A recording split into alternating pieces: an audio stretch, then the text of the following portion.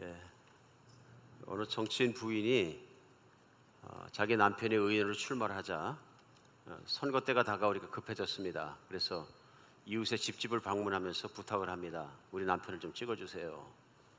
부탁하면서 우리 남편 얘기가 요번에 만약 당선 안 되면 죽겠답니다. 그러니까 이웃들이 듣고 이거 도와줘야 되겠다. 그래서 찍어줬는 모양입니다. 근데 결과는 낙선했어요. 뭐 안 됐습니다. 그들은 이제 아무 말이 없었는데 또 한 번 회기가 돌아와서 다음 선거 때가 됐는데 또 부인이 대면서 부탁을 하는 거예요. 그랬더니 이웃 중에서 남자분 한 분이 듣더니 그분 지난번에 돌아가신 분 아닌가요? 그러더래요. 사람의 약속이라는 거 때때로 참 공허할 때가 많습니다. 특별히 우리가 경험하는 게 뭐냐면 정치인들이 막 하시는 약속들이 안 지켜질 때 참 많이 있는 것 같습니다. 우리 내일 모레가 또 미국은 전체적으로 선거하는 날인데 정직하고 진심이고 애국심을 가진 많은 분들이 또 사람을 사랑하는 분들이 뽑혔으면 좋겠습니다. 그래서 진심을 가진 사람들이 승리하는, 진실이 승리하는 그런 나라, 정의로 다스려지는 나라가 되었으면 참 좋겠다 하는 바람을 가져봅니다. 이 세상에서 변함없이 좋은 것은 하나님 말씀밖에 없습니다. 하나님 말씀은 변함이 없습니다. 그리고 하나님 말씀이 변함이 없다는 것이 인류의 역사를 통해서 증명되었습니다. So, test and proved.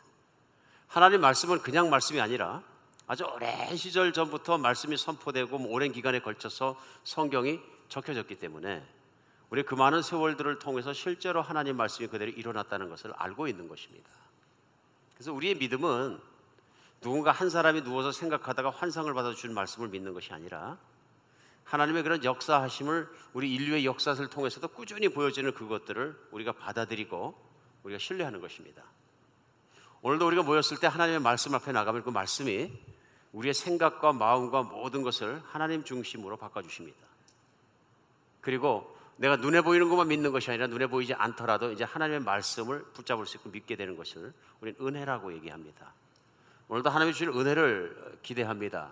왜냐하면 오늘 여러분과 제가 나누는 예레미야서 31장 31절로 34절은 구약 성경 중에서 보석이다 이렇게까지 얘기합니다. 보석이다. 그러니까 구약 성경이 다 있을지라도 이 말씀이 빠지면 정말 안 된다. 그러니까 구약을 통틀어서 설명하라 그래도 설명할 수 있을 만큼 중요한 말씀이 오늘 본문 말씀입니다. 그리고 오늘 본문 말씀 시작하면서 여호와의 말씀이니라 보라 날이 이르리니 내가 이스라엘 집과 유다의 집에 새 언약을 맺으리라 이렇게 시작했어요. 오늘 예레미야서에서 가장 희망 있는 말씀은 뭐냐면요, 하나님께서 새 언약을 주시겠다, 새로운 언약을 맺겠다고 약속하시는 것입니다. 그래서 32절에는 이 언약은 내가 그들의 조상의 손을 잡고 애굽 땅에서 인도해내는 날에 맺은 것과 같지 아니하다. 내가 그들의 남편이 되었어도 그들은 내 언약을 깨뜨렸습니다. 여호와의 말씀이라 하고 말씀하십니다. 우리 지난주에 같이 말씀을 나눌 때 예레미야 6장 말씀을 통해서 하나님께서 이스라엘 백성을 특별히 사랑하시고 가나안 땅에 살게 하시고 복을 주셔서 잘 살게 해주셨는데 이스라엘 백성이 철저하게 하나님을 떠났다 하는 것입니다. 근데 내용을 나눴습니다. 근데 하나님의 의도와 관계없이 살았다 하는 것입니다. 반대로 살았다 심지어는. 그래서 반대로 산 것이 뭐냐면 하나님과 약속한 관계였을 때 하나님과의 약속을 철저하게 깨뜨렸다는 것입니다. 지난주에는 그 말씀 나누면서 이 백성들이 탐욕스러워서 욕심이 많아서 하나님의 말씀은 이웃을 사랑하고 이웃과 나누고 거룩하고 하나님의 영광을 보일 수 있는, 그래서 하나님의 이름과 명예와 영광을 드러낼 수 있는 그런 사람이 되기를 원했는데 세상 사람처럼 악해졌다. 서로 더 가지려고 싸우고 강한 자는 약한 자의 것을 빼앗고 권력 가진 자는 권력 없는 자에게서, 돈 많이 가진 자는 더 없는 자에게서 착취하고 빼앗고 난리가 났다. 그래서 하나님의 구원의 뜻을 반대로 가게 되었다. 뿐만 아니라 우상을 섬기고 또 나라의 모든 지도자들과 영적으로 또 지도자들, 선지자들과 제사장들은 율법을 가르치는데 거짓으로 가르쳤다. 말씀에 그렇게 살지 못하고 있음에도 불구하고 사람들 기분 좋게, 귀에 듣기 좋게 평안하다, 평강하다 계속 말씀을 나눠줬다. 그래서 지난주 말씀 나누면서 하나님은 우리를 욕심을 채우기 위해서 구원하지 않으셨다 하는 내용을 같이 나눴습니다. 그래서 구원의 목적도 같이 나눴고요. 근데 사실 그 구원의 가장 큰 이유는 뭐냐면 하나님이 그 백성을 선택하시고 약속을 맺으신 것입니다. 이제 우리 지난주에 말씀 나눴고 예레미야서를 전부 같이 다 읽고 이번 주에는 수요일까지 읽으면 전 교인이 많은 분들이 다 예레미야서를 읽게 됩니다. 많은 분들이 말씀하십니다. 예레미야서를 읽고 묵상하다 보니까 가슴이 답답하고 정말 이렇게 살면 안 된다 그런 생각이 듭니다. 예, 그런 것 같습니다. 왜냐하면 예레미야서는 구석구석이 뭐냐 하면요, 이스라엘 백성이 하나님 말씀대로 사는데 실패한 얘기들입니다. 실패하였기 때문에 결국은 어떻게 되냐면요, 예레미야 시대의 마지막 갈 때까지 말을 듣지 않으니까 바벨론이란 강대국을 하나님께서 부르셔가지고 3번에 걸쳐서 예루살렘 성을 회파하고 완전히 마지막에는 어떻게 됩니까? 성을 회파하는 것뿐만 아니라 성전도 불태우고 왕궁도 불태우고 주택들도 불태우고 사람들은 다 죽이고 또 나머지 사람들은 붙잡아가고 일부는 애굽으로 도망가고, 그래서 결국 예루살렘에 하나님의 성전이 있고 백성들이 살아가던 곳은 완전히 초토화가 돼가지고 성벽도 다 허물어버리고 들판같이 되어버렸다. 한때 수많은 사람들이 살아가고 자기들이 집이 있고 생활의 터전이 있고 하나님의 성전이 서 있고 도시였던 그곳이 완전히 황무지가 되어버렸다. 이게 하나님의 벌이다, 예레미야서는 이렇게 전하고 있습니다. 근데 그런 와중에 오늘 말씀이 중간에 딱 껴있는 겁니다. 만약에 이 말씀이 없었다면 이스라엘 백성은 영원히 버림받은 백성입니다. 영원히 버림받은 백성입니다. 제가 지난주에는 이스라엘 역사에 대해서 다시 한번 꼼꼼히 공부를 좀 했습니다. 그리고 하나님께서 오늘까지 이스라엘 백성을 얼마나 사랑하시고 보존하셨는가 다시 한번 느낍니다. 다시 한번 느낍니다. 그러면서 하나님께서 약속하신 것은 얼마나 깨어지지 않는지 다시 한번 저는 개인적으로 느끼는 시간을 가졌습니다. 그것이 현실이거든요. 언제 기회가 있으면 우리 성경 사도행전이 끝나고 우리 기독교 역사와 또 이스라엘 백성들이 어떻게 세계를 방황하며 지난 수천 년간 살고 오늘에 살게 되었는지를 한번 역사를 나누는 시간을 잠깐 가졌으면 좋겠다는 생각이 듭니다. 오늘은 본문 말씀에 가지고 나누기 원합니다. 하나님께서는 약속을 통해서 그 백성을 끌어가시는 분이십니다. 그러니까 이 세상에서 창조자 되신 하나님을 만나고 그분의 자녀가 될 수 있는 유일한 길은 뭐냐면요, 하나님의 약속 가운데 들어가는 것입니다. 약속 바깥에 있으면 아무것도 안 되는 것이고요, 오직 하나님의 약속 속으로 들어가는 것입니다. 그래서 우리가 아는 것처럼 하나님께서는 사람을 구원하실 때 한 사람부터 시작을 하셨는데요, 창세기 12장에는 갈대아 우르 지역에 살고 있던 아브람이라는 한 사람, 쉽게 생각하시면 우리가 세계사를 공부할 때 인류 최초의 문명의 발생지 그러면 메소포타미아 문명을 얘기합니다. 그렇죠? 세계사 시간에도 그 메소포타미아 문명이라는 것이 일찍 발달된 문명인데 바로 그 유프라테스 강과 티그리스 강, 지금 이라크 지역이죠. 그쪽 이란과 그쪽 지역에서 일어났던 것이다. 그런데 그 유프라테스 강 하구 언변에 있던 우르라는 도시에서 태어나서 살아가고 있던 한 사람 아브라함이라는 사람을 하나님께서 주목하시고 그를 불러내십니다. 그리고 너는 내 말을 따르라 그러시고 그를 인도하셔서 지금 이스라엘에 살고 있는 가나안 땅까지 인도해내십니다. 하나님께서 아브라함이 하나님을 믿는 것을 의로 여기시고 그래서 창세기 12장에 보면 그에게 복을 주십니다. 그러면서 너는 복의 근원이 될지라, 복이라 말씀하셔서 You are the blessing. 그리고 내 후손을 많게 하고 내 후손에게도 복을 주겠다. 그래서 큰 나라를 이루게 하겠다 말씀하십니다. 75세 때인데요, 그 복을 받고 99세가 될 때까지 자식이 없습니다. 그러니까 사실 많은 세월이 지나간 것이고 몸이 늙었기 때문에 자식이 갈 가능성이 없는데요, 마음의 의심도 좀 들어왔었겠죠. 근데 하나님께서 99세에 나타나셔서 그 복을 확인시켜 주십니다. 아니다, 내가 내 몸에서 자식을 낳을 것이고 그 자식을 낳은 자가 번성하게 될 것이다. 그러면서 그 첫 번째 자식을 낳는데 그 첫 번째 자식이 하나 딱 난 자식이 이삭입니다. 이삭인데요, 이 하나님께서 창세기 17장에 보면 아브라함이 99때 찾아오셔서 하신 약속들이 있습니다. 그것이 뭐냐면 17장 2절에요. 내가 내 언약을 나와 너 사이에 두어 크게 번성하리라 그러시고요. 또 4절에 보면 보라 내 언약이 너와 함께 있으니 너는 모든 민족 여러 민족의 아버지가 될지라. 쭉 내려가서 다시 17장 7절에서는요.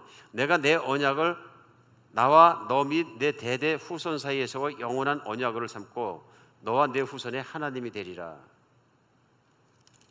그래서 계속 언약을 약속하시는 거예요. 그러니까 아브라함에게 주신 언약은 뭐냐면 네 몸에서 낳게 될 이삭을 통해서, 이삭의 후손을 통해서 내가 그 자손 때에도 내가 언약을 세우겠다, 약속을 세우겠다. 내 후손과 나 사이에는 약속의 관계를 세우겠다 말씀하시고요. 우리가 아는 것처럼 시간이 많이 지나가지고 그 후손들이 애굽 땅에서 종사할 때에 많은 백성으로 커지게 됩니다. 하나님께서 그들을 출애굽기 시작은 잊어버리지 않으시고 모세란 지도자를 통해서 그것으로부터 광야로 끌어내십니다. 광야에 나와서 첫 번째 하신 일이 뭐냐면요, 시내 광야에서 출애굽기죠. 출애굽기 들어가서 우리가 배우는 건 뭐냐면 하나님께서 이스라엘 백성들을 시내산에서 만나십니다. 그때 만나시면서 하나님이 첫 번째 하시는 일은 뭐냐면요, 그들과 언약식을 체결하는 것입니다. 언약식을 체결하시면서 하나님이 하신 중요한 일은 뭐냐면요, 출애굽기 19장에 나오는데요, 언약의 내용입니다. 그래서 출애굽기 19장 5절에 보면요, 세계가 다 내게 속하였으니 너희가 내 말을 잘 듣고 내 언약을 지키면 너희는 모든 민족 중에서 내 소유가 되겠고, 6절이요, 너희가 내게 되어 제사장 나라가 되며 거룩한 백성이 되리라. 너는 이 말을 이스라엘 자손에게 전할지니라. 그러니까 너희가 내 말을 잘 지키면, 그러니까 19장 5절에는 뭐냐면 출애굽께서 세계가 다 내게 속하니 너희가 내 말을 잘 듣고 내 언약을 지키면 모든 민족 중에서 내 소유가 되겠다. 조건이 있습니다. 항상 조건이 뭐냐면 한 가지입니다.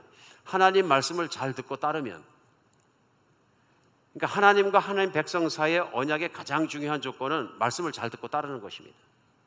그러면 너희는 내 백성이 되고 나는 너희의 하나님이 되리라.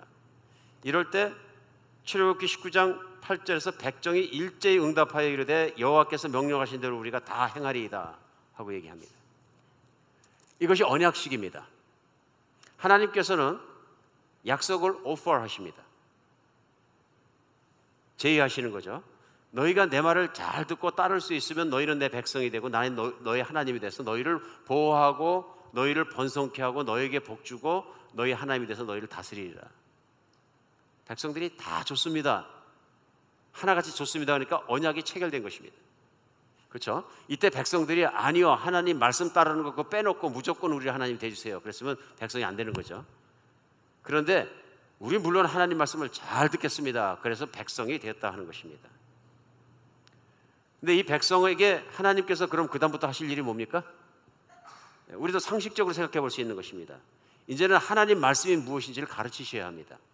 그렇죠? 그래서 19장에서 언약식을 체결한 하나님께서는 출애굽기 20장부터 23장까지 24장까지도 계속됩니다.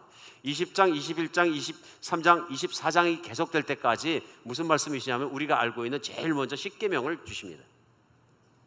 21장에서 보면은 십계명을 가르쳐 주십니다. 첫 번째 주신 계명은 십계명이에요.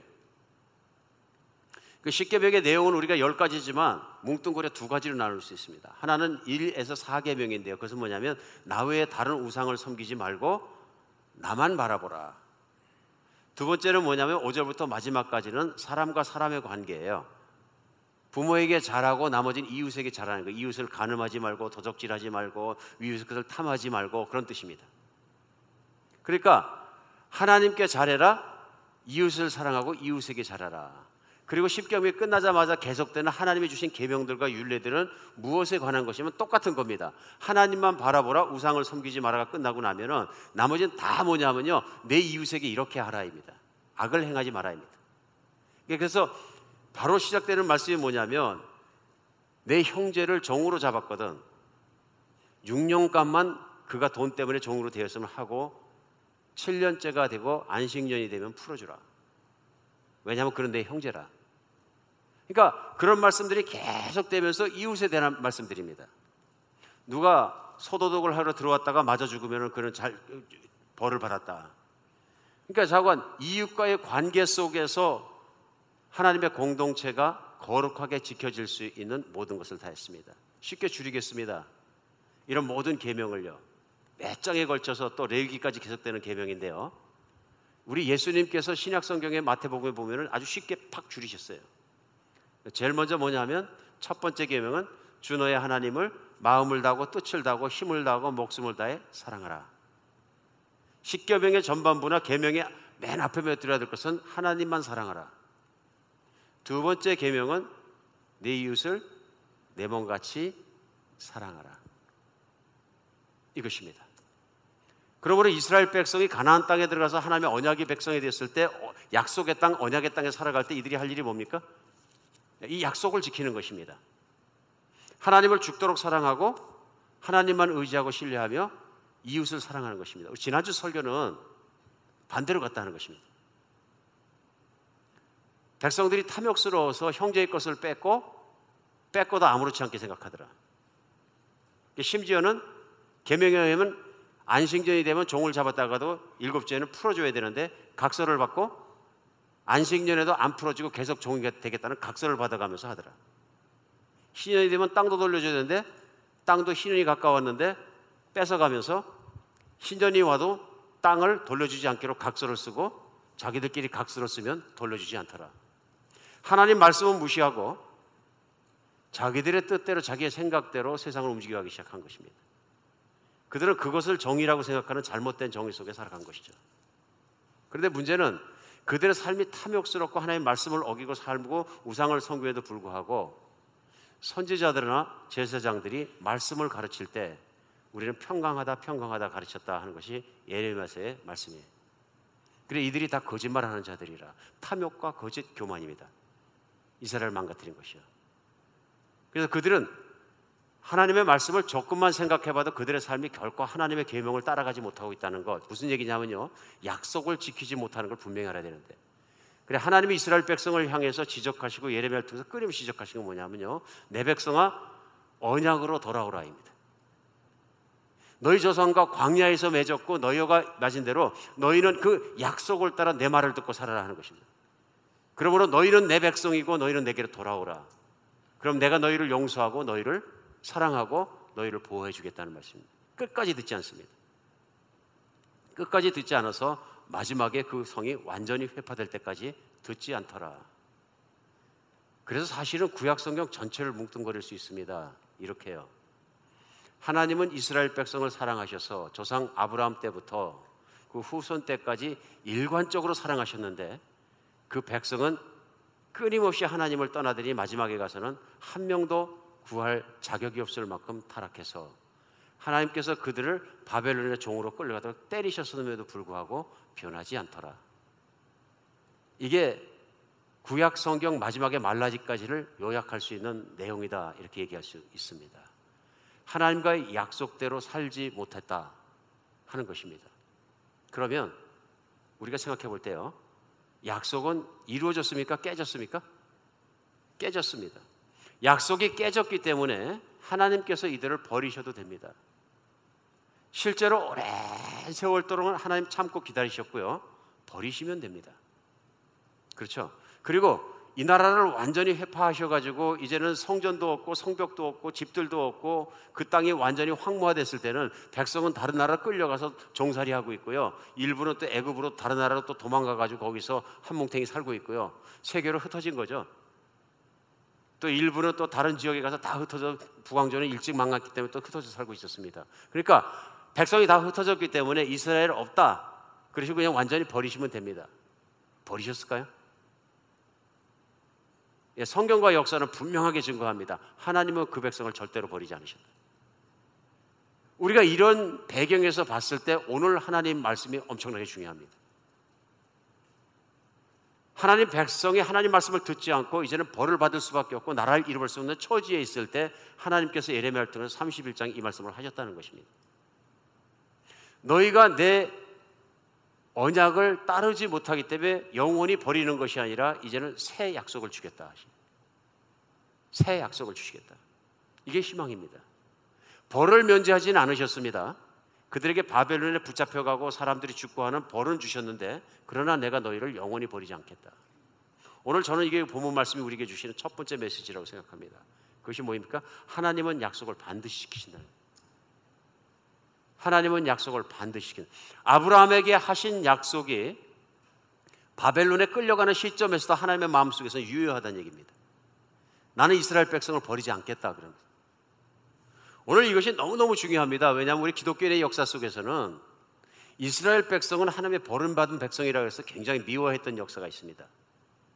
과거 역사 속에 천주교도 그래서 미워했고요, 기독교도 미워했고요, 다른 종교도 미워했고요, 유대인들을 어마어마하게 미워해가지고 예수님이 승천하시고 나서 지난 2000년 동안 유대인들은 그 민족이 말도 못하는 박해를 받았습니다. 말도 못하는 박해를 받았습니다. 모든 종교에서, 모든 나라에서 전부 다 공평하게 박해를 받았습니다.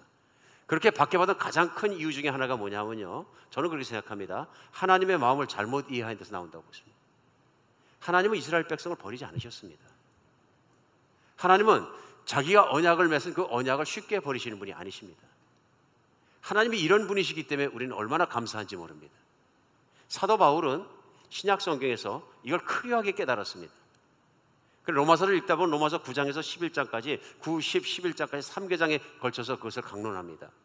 뭘 강론하냐면요, 아무리 보아도 하나님은 버리지 않으시고 버리실 수 없고 또한 버리지도 않으실 것이다 하는 것입니다. 이스라엘을. 그러나 오늘날 이스라엘이 버림받는 가장 큰 이유는 이방인들의 충분한 숫자가 하나님 나라에 들어가기 위해서 하나님께서 길이 참으시는 중이라. 그래서 세월의 마지막 때가 되면 하나님께서 이스라엘 백성도 예수님을 믿도록 다 부흥을 주시고 불러들이셔서 마지막에 문을 닫으실 것이다. 이스라엘 백성이 흩어지고 핍박받고 버림받은 백성처럼 살아가는 가장 큰 이유는 이스라엘 백성이 아니고 첫 번째 선택받지 못한 이방인들이 다 들어오게 하시는 은혜의 조차, 그가 그렇게 생각을 하는 것입니다.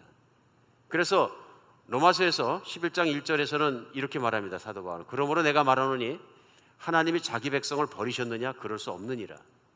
하나님은 자기 백성을 버릴 수 없는 분이시니라, 이렇게 말합니다. 왜 그럴까요? 사도 바울이 구약 성경 전체와 예수 그리스도의 십자가와 그분의 부활과 그분이 하나님을 체험한 모든 것을 다 통틀어 봤을 때 하나님은 그 백성을 버리시는 분이 아니시다. 반대입니다. 백성이 하나님을 버리지, 백성이 하나님을 버릴지라도 하나님은 그 백성을 버릴 수 없는 분이시라. 왜요? 그분의 성품이, 그분의 신실하심이, 그분의 거룩하심이, 그분의 선하심이 그 약속을 붙잡고 있다, 그런 얘기입니다. 우리가 하나님을 믿음 속에서 참으로 감사한 건 뭐냐면요, 하나님이 오래 참으시고 신실한 분이시라는 거예요. 성경은 우리에게 오랜 세월을 걸쳐서 하나님이 어떤 분이신가를 가르쳐 주시고 그것을 우리가 믿을 수 있도록 증거해 주십니다. 하나님은 그냥 막연하게 누가 전하는 하나님을 믿는 것이 아니고요, 그 오랜 세월을 걸쳐서 체험되고 증거된 그 하나님을 우리가 신뢰하게 되는 것입니다. 오늘 에레미야를 통해서 새 약속을 주신 하나님을 우리가 붙들면서 붙들 수 있는 건 뭐냐면요, 패역한 백성, 희망이 보이지 않는 백성에게 희망을 주시는 것이 하나님이십니다.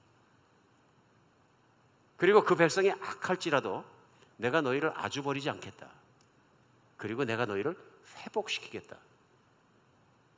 그래, 인간이 선하거나 인간이 능력이 있거나 인간이 어떻기 때문에 하나님께 사랑하시거나 구원하시는 게 아니고, 인간은 악할지라도 하나님께서 그 인간을 사랑하시고 끝까지 붙잡고 계신 모습을 오늘 에레미야서 31장 31절로 34절에서 금방 볼 수 있습니다. 하나님은 오늘 옛날 언약을 지키지 못한 이 백성에 대해서 우선은 지적하십니다. 조상 때부터 받은 이 언약을 이들이 지키지 못했으므로 이제는 내가 새 언약을 주겠다. 새 언약을 주겠다. 이것은 그들이 언약을 깨뜨렸기 때문에 그렇다. 그러시면서 하나님께서 언약을 주시는 것입니다. 오늘 첫 번째 우리가 진짜로 믿어야 될 것은 하나님이 붙잡으신 사랑은 쉽게 변하지 않습니다. 하나님의 말씀과 하나님의 약속은 세상이 흔들리고 모든 게 없어질지라도 여전히 유효합니다. 우리가 믿음을 받고 믿음을 붙잡고 흔들리지 않아야 되는 것은 하나님의 약속 때문에 그렇습니다. 이제 새 언약에 대해서 말씀하셨는데요, 새 언약은 무엇일까 하는 것입니다. 새 언약은 언제 일어나며 무엇일까 하는 것입니다. 오늘 말씀 중에 그 새 언약은 그날이 오면 하고 말씀하셨어요. 31절에도 여호와의 말씀이다. 보라, 날이 이르리니 그날이 오면 내가 새 언약을 주겠다. 33절에도요. 그러나 그날 후에 내가 이스라엘 집과 맺을 언약은 이러하니, 지금 당장이 아니고요, 예레미야가 선포하고 있는 그 날이 오면 새 언약을 주겠다 하고 말씀하십니다. 미래형입니다. 그죠? 주겠다. 우리에게 퀘스천마크가 뭐냐면 언제 주시는 건가 하는 것입니다. 그런데 구약 성경이 다 끝나는 말라기 선지서까지 이스라엘 백성이 여전히 악하고 여전히 하나님을 배신하고 여전히 돌아선 것에 대해서 말씀하십니다. 마지막 말라기도 주요 내용이 뭐냐면요, 제사장들의 타락과 선지자들의 타락과 지도자들의 타락과 백성들의 타락입니다. 그래서 하나님 말씀을 따르지 않고 지키지 않고 패역한 백성들에 대한 지적입니다. 말라기가 끝나고 어디로 넘어갑니까? 신약 성경으로 넘어갑니다. 우리는 금방 할 수 있습니다. 에레미야 시대에서 약속하신 하나님의 말씀은 남왕조 유다가 망한 것이 기원전 586년으로 계산하고 있으니까 그 전에 말씀이 선포됐더라도 600여 년 만에 신약에서 이루어진다는 걸 우리 금방 알 수 있습니다. 이제 우리는 왜 성경을 구약과 신약으로 나누어 부르는지 그것도 이해할 수 있습니다. 구약은 그야말로 옛날 약속, Old Covenant고요. 신약은 New Covenant, 새로운 약속입니다. 오늘 우리가 예레미야서를 놓고 언약, 약속이라는 차원에서 하나님의 말씀을 이해하고 생각하는 시간이 돼서 감사히 생각합니다. 왜냐하면 신약과 구약을 관통할 수 있는 말씀을 같이 나눌 수 있고 체험할 수 있기 때문에 그렇습니다. 이스라엘 백성이 패역해서 구약에서는 이룰래야 이룰 수 없는 그것을 하나님이 이루어지게 하신 것이 뭐냐면 오늘 약속입니다. 백성들이 하지 못하는 그것을 내가 이루게 하겠다. 내가 이루겠다. 오늘 그래서 하나님은 언약을 깨뜨리지 않으시고 그 언약이 일어나게 하시는데요, 두 번째 하시는 일이 뭐냐면요, 하나님은 변치 않고 신실하신 것뿐만 아니라 그 언약이 이루어질 수 있도록 백성들과 약속을 지켜질 수 있도록 은혜로 그것을 이루어 주시는 일입니다. 오늘 본문 가운데 우리가 두 번째 배울 수 있는 것은요, 하나님은 백성들이 약속을 지킬 수 있도록 은혜를 주십니다. 구약시대 이스라엘 백성이 못한 일입니다. 그러니까 오늘 새로운 약속의 가장 중요한 것은 뭐냐면 하나님께서 그 약속을 백성들이 지키고 이루어갈 수 있도록 능력도 주시고 믿음을 주시고 힘을 주시겠다, 그런 얘기입니다. 이게 새 언약의 차이점입니다. 오늘 33절 본문에요, 그러나 그날 후에 내가 이스라엘 집과 맺을 언약은 이러하니 곧 내가 나의 법을 그들 속에 두고 그들의 마음에 기록하여 나는 그들의 하나님이 되고 그들은 내 백성이 될 것이라. 특별한 단어가 떠납니다. 나의 법을 돌판에 새겨주지 않으시고 두루마리에 말아주지 않으시고 어디에요? 마음에 새겨주시겠다. 예레미야서는 인간의 마음에 대한 것을 굉장히 많이 지적을 합니다. 그러면서 유명한 말씀을 하셨다. 만물보다 심히 부패한 것이 인간의 마음이라. 어찌 그 속을 알리오마는 하고 말씀하십니다. 이 세상 어떤 썩은 시궁창보다 더 지저분한 것이 사람의 마음이다. 이렇게 말씀하십니다. 쓰레기보다 지저분한 것이. 타락한 사람의 마음이, 탐욕스러운 사람의 마음이 얼마나 더러운 것인지 하나님이 지적하시는 거예요. 그러면서 오늘 말씀 뭐냐면요, 그 마음 속에 하나님의 법을, 말씀을 새겨주시겠다. 이게 대간절 무슨 말씀일까요? 이것이 어떻게 이루어지는 것일까요? 하는 것을 우리는 깨닫고 알고 이해할 필요가 있습니다. 이 말씀은 예수님이 오심으로 이루어졌습니다. 이 말씀은 성령님이 오심으로 완성되어집니다. 오늘 이 말씀이 왜 그렇게 중요하냐면요, 하나님의 마음을 고쳐주시겠다는 것입니다. 이스라엘 백성의 가장 큰 문제가 뭐냐면 마음이 강팍한 것입니다. 자기를 믿고 하나님을 따르지 않습니다. 자기를 믿기 때문에 그렇습니다. 모든 초점이 되면 자기 자신이에요. 그 문제를 하나님께서 알고 계셨다는 것입니다. 그래서 그때 하나님께서 내린 조처가 뭐냐면 그 아들 예수 그리스도를 육신을 입고 이 땅으로 사람으로 태어나게 하신 일입니다. 그리고 사람들이 진심으로 하나님 아버지의 말씀을 언약 안에서 살아가지 못하는 것을 육신을 입으신 예수님이 그 길을 걸어가게 하신 거예요. 끝내는 뭘 하셨냐 하면요, 많은 죄인들이 죄가 없어지게 하는 길을 정말로 열기 위해서 그 아들을 십자가에 못 박혀 죽는 제물의 길을 걷게 하셨다. 제물의 길을 걷게 하셨다. 과거에 이스라엘 백성과 언약식을 맺으실 때 19장 출애굽기에 보면요, 이스라엘 백성이 그 말씀을 다 준행하겠습니다. 그러니까 언약식을 맺습니다. 그리고 24장에 넘어가면요, 언약식을 실제로 맺을 때 어떻게 맺느냐 하면요, 모세가 백성을 다 나르고 하나님 앞에서 소와 염소를 잡습니다. 피를 받아서 반은 하나님께 뿌리고 반은 백성에게 뿌립니다. 그리고 뭐라 그러냐면 이것이 하나님과 우리 백성이 된 우리 언약의 피다 하고 뿌립니다. 언약의 증거다 하고 피를 뿌립니다. 그때 그들이 언약을 맺을 때에도 생명을 바치는 제사 없이는 하지 않았다 그러니. 오늘 예수님께서 이 땅에 오셔서 십자가에 못 박혀서 피 흘려 돌아가신 것은 뭐냐 하면요, 하나님과 하나님을 믿지 않았던 사람들 사이에 그런 언약의 중보자가 되신 거예요. 언약의 희생제물이 되시고요, 언약의 증거가 되신 거예요. 그래서 예수님은 죄가 없으신데도 십자가에 못 박혀서 하나님의 모든 것, 그 백성을 위한 제물이 되고 증거가 되고 언약의 길이 되기 위해서 십자가에 돌아가셨다는 것입니다. 그래서 우리 하나님께서는 온 세상에 있는 사람들을 초청하시는 겁니다. 이제는 내 아들 예수가 십자가에 못 박혀 피 흘리고 돌아간 그것을, 나의 죄 때문에 돌아가신 것을 믿는 사람마다, 자신이 하나님 앞에 설 자격이 없는 것을 믿고 하나님께 나오는 자마다 내가 약속하겠다, 그 죄가 없는 것으로 인정해 주겠다. 오늘 본문의 마지막 절입니다. 그 마지막 절이 뭐냐면요, 하나님께서 34절에 나온 말씀대로 그 죄를 기억하지 않겠다 그러십니다.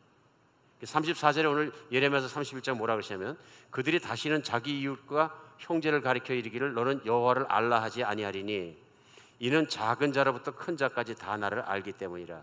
내가 그들의 악행을 사하고 다시는 그 죄를 기억하지 아니하리라. 다시는 그 죄를 기억하지 아니하리라. 인간이 하나님 앞에서 죄가 없어질 수 있는 길은 하나밖에 없습니다. 하나님이 죄를 인정하지 않는 것. 인간의 노력이 아니고요, 너는 과거에 있었던 모든 죄가 내 앞에서 없어졌다고 선포해 주시는 것입니다. 그렇게 인정해 주시는 것입니다. 오늘 하나님께서는 하나님의 자녀가 되는 유일한 길은, 지금까지 하나님의 자녀가 아닌 상태로 살아오면서 내 맘대로 살아오고 하나님 말씀과 관계없이 살아오면서 수많은 지었던 죄들로 말미암아 예수님께서 십자가에 죽으실 수밖에 없다는 것을 내가 깨닫고 하나님 앞에 죄인의 모습으로 나가는 것입니다. 그리고 내가 무릎 꿇고 내 죄를 자복하고 회개하고 그 예수님을 나의 구원자로 받아들이고 하나님의 말씀을 받아들일 때, 그때 이제 놀라운 변화가 일어나는 것이, 하나님께서 과거의 죄를 다 용서해 주시고 깨끗해졌다고 선포해 주시는 거죠. 약속입니다. 이건 하나님 쪽에서 주시는 은혜이고 약속입니다.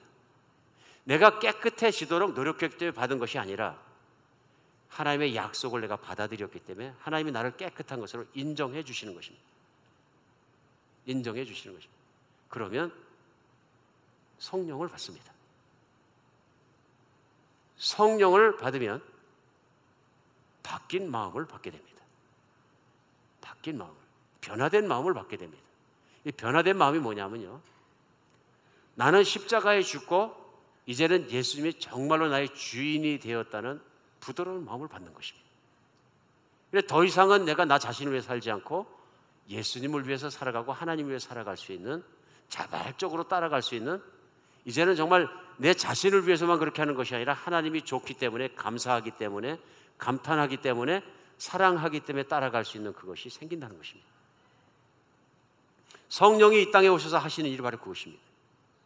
2000년 전에 예수님은 십자가에 죽으시고 순종하시고 부활하시고 승천하셨습니다. 우리 생각 같아서는 예수님이 2000년간 살아계시다면 믿기가 얼마나 쉽습니까? 그럴지 모릅니다. 그렇죠? 예수님은 금년도에 2018살이시라. 근데 오늘 우리 교회에 오셨다. 믿기가 얼마나 쉽습니까? 하나님은 그런 우스꽝스러운 일을 안 하셨습니다. 하나님은 그보다 더 큰 일을 하셨습니다. 예수님은 승천하시고 예수님이 승천하기 전에 사람들에게 약속을 하셨습니다. 그게 뭐냐면, 내가 아버지께 가는 것이 더 유익한 것이, 내가 가면 아버지께 구해서 성령을 보내주리라. 그러면서 승천하시면서 제자들에게 한 약속이 뭐냐면, 내가 가면 내가 너에게 약속한 그 성령이 오시리라. 약속입니다. 예수님이 이 땅에 계시면서 언약한 그 언약이 이루어진 것이 뭐냐면, 그들이 기다리며 열심히 기도했더니 사도행전 2장은 성령이 오셨더라는 것입니다. 성령이 오시자마자 일어난 일이 무엇이냐면요, 제자들이 마음이 뜨거워졌더라. 제자들이 믿음이 깊어졌더라. 제자들이 능력이 생겼더라. 무슨 능력이요? 하나님의 말씀만 따라 살 수 있는 능력이 성령의 능력으로 만약 생겼더라는 것입니다. 그 이전까지는 말씀을 따라 살려고 그랬는데 베드로는 배신하고 부인하고 형제들은 도망가고 막 이런 일이 있었는데 성령이 임하고 나서 보니까 똑같은 재판관 앞에 가서도 자기가 하고 싶은 얘기 다 할 수 있는 담대한 사람이 되었다. 누가? 성령의 능력이 그래서 주셨더라는 것입니다. 오늘 예레미야서에서 말씀하시는 새 마음을 주시고 새 것을 주시겠다는 말씀은 뭐냐면요, 너희에게 성령을 주시겠다, 새 믿음을 주시겠다, 새 사람을 만들어 주시겠다, 예수님을 보내주시겠다. 이 모든 것들이 다 포함되어 있네요. 예레미야 시대 사람들에게 내 아들이 갈 것이고 성령을 주고 이렇게 정확하게 풀어주지 않으셨지만 뭉뚱그려 주신 희망과 미래에 대한 약속은 뭐냐면 너희들에게 새 약속을 주는데 그 새 약속을 받으면 그것이 이루어지는 날에는 마음이 달라질 것이다. 오늘도 예수님을 만나면 사람이 달라집니다.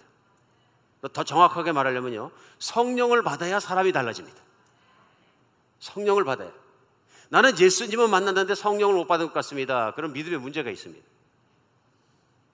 성령은 내가 확신할 수 있고 내가 체험할 수 있는 것입니다.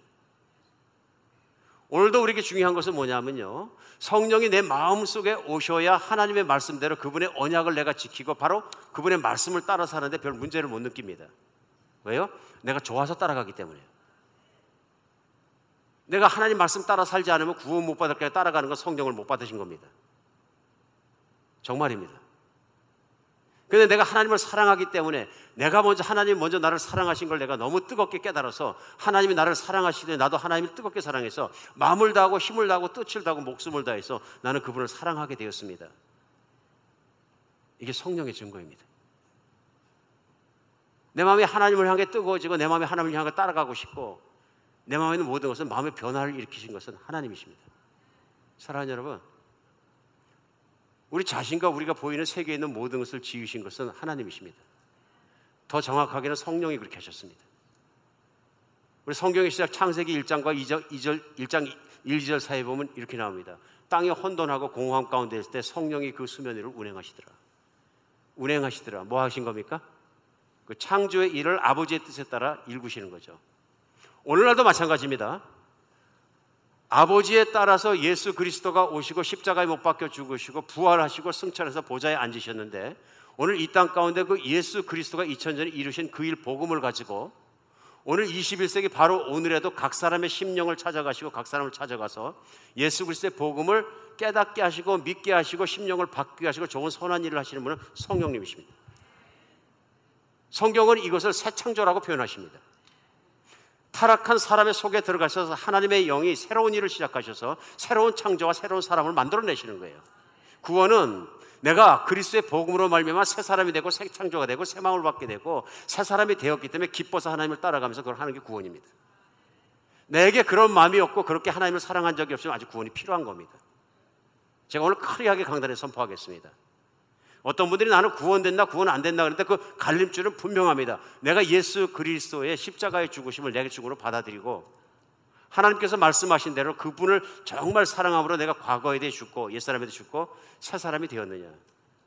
그러고 났더니 이제는 정말 하나님을 사랑하게 되었고 누가 뭐라 할지라도 내가 예수님을 주님에서 부인할 수 없고 하나님의 말씀이라면 내 죽기까지 따라가고 싶은 마음이 생겼느냐 하는 것입니다.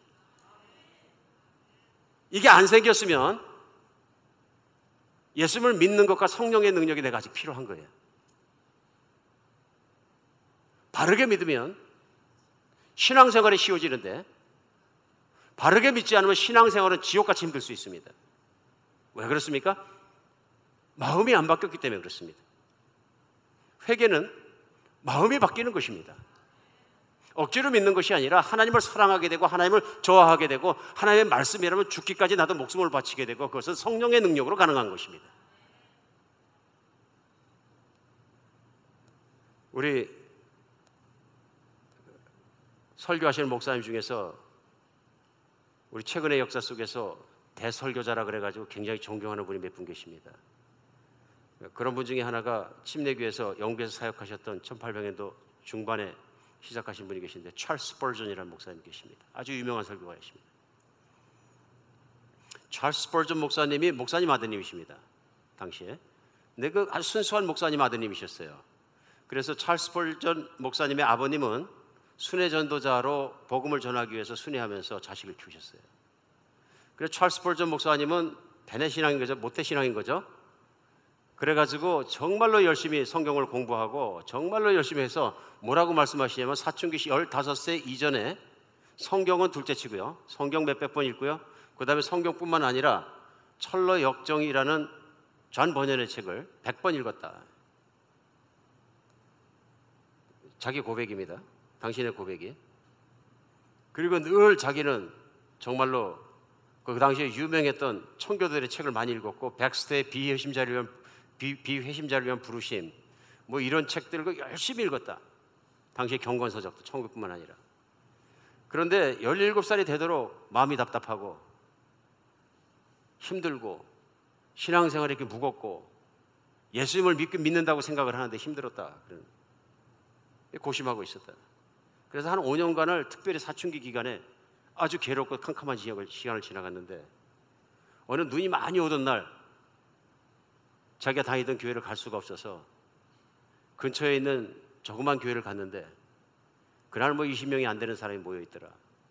눈이 얼마나 많이 왔는지 그 교회 담임 목사님도 못 나오셔서 급하니까 시간이 지나다 평신도가 뛰어 올라와서 말씀을 전하기 시작했는데 자기가 앉아서 듣다 보니까 이 사람 준비가 안 된 것 같더라. 자기가 유명한 설교도 많이 들어봤는데 아버님도 목사님이고. 그래서 평신도 형제가 설교를 하는데 딱 한 절 이사야서 45장 22절 말씀을 읽더니 설교를 하는데 설교 원고도 없고 준비가 안 됐으니까 같은 말만 계속 반복하더라. 그러면서 한 말이 친애하는 여러분 이 말씀은 매우 간단합니다. 여기서 악망하라고 하셨습니다. 45절 말씀이 뭐냐? 45장 22절 말씀이요. 땅 끝의 모든 백성아 나를 악망하라 그리하면 구원을 얻으리라. 땅 끝의 모든 백성아 나를 악망하라. 그러니까 그분이 하실 말씀이 여기서 악망하라는 것은 바라본다는 뜻입니다. 이게 어렵습니까? 그러면서 뭐 쳐다보기 위해서 한 다리를 들거나 손가락으로 움직일 필요 없어요. 쳐다보라는 것입니다. 그냥 바라보라는 것입니다. 그런데 계속 반복하는 겁니다. 그냥 쳐다보라니까요. 이분이 설교 원고도 없고 아무것도 없으니까 반복하다가 새로운 사람이 젊은이가 하나 앉아 있는 걸 보니까 손가락으로 가르치면서 얘기한 겁니다. 젊은이 생각만 하지 말고 쳐다보라니까 계속 자기를 향해서 막 손가락질하고 그러는데 갑자기 자기 내면에서 예수님이 맞다. 네가 나를 바라봐라. 나는 너를 위해 십자가에 매달렸다. 나를 봐라. 맞다. 내가 너를 위해 지금도 핏방울을 떨어뜨리고 있다. 나는 너를 위해 죽었고 나를 바라봐라. 나는 너를 위해 다시 살아날 것이고 나는 너를 위해서 하늘 보좌에 올라서 그 자리에 앉을 것이다. 너는 나만 쳐다봐라. 왜 이렇게 다른 걸 쳐다보느냐? 어딜 그렇게 찾아 헤매느냐? 그 말씀에 거기에 깨져가지고 그러더니 그 설교자가 다시 한번 얘기해요. 청년이여 예수를 바라보시오. 지금 바라보시오. 딴 때 바라보지 말고. 지금 바라보라는 말에 가슴이 열려가지고 자기가 예수님을 많이 들어서 알고 있었지만 가슴으로 믿지 않는 것을 발견하고 무릎 꿇고 회개했다는 거예요. 무릎 꿇고. 그 순간에 자기 마음속에 전에는 겪지 못했던 하나님의 정말로 가까이 갔던 희열이, 기쁨이, 내가 정말 하나님을 사랑하게 됐던 그 놀라운 마음의 변화가 일어나면서 자기 평생을 끌고 가는 믿음이 들어왔다. 그러면서 이제야 나는 완전히 하나님의 자녀가 되었다는 확신이 들어오면서 그 예수 그리스도의 십자가를 바라보고 그 예수 그리스도의 죽으심과 부활과 모든 것이 내 것이 되었다는 확신이 들어오면서 감당할 수 없는 희열이 들어왔다. 그때 그가 받아들인 그 변화가 그의 평생을 쫓아가면서 예수님을 전하고 세계에 있는 사람들을 말씀을 통해 감동할 수 있는 능력이 그에게 들어왔다는 거예요. 이게 성령의 능력인 것이죠. 성령 받아야, 성령이 충만해져야 머리로만 아는 것이 아니라 마음의 변화가 일어난다. 마음의 변화가 일어난다.